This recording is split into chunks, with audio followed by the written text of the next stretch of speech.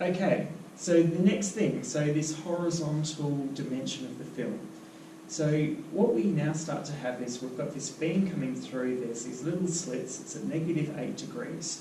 The centre of rotation, so this movement inside here where it's moving constantly, is going to be referred to as your focal spot. Do you remember the focal spot from earlier on? No?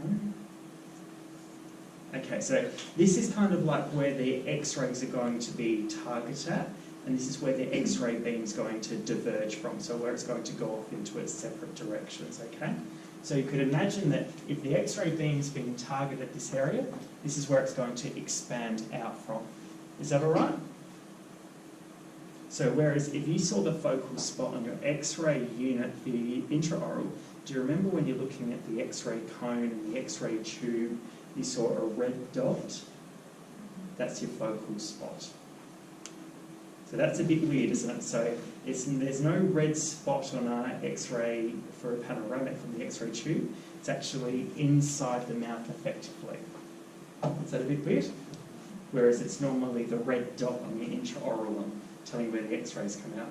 So what we're saying is that's the point where the X-rays are going to diverge out. Is everyone all right with that? Okay. So what we're going to say is from there, the image is going to spread out horizontally. Okay, so there's going to be one area where it doesn't really work out too well, and that's going to be around the premolars. Why do you reckon it might be the premolar region that doesn't really get exposed too well?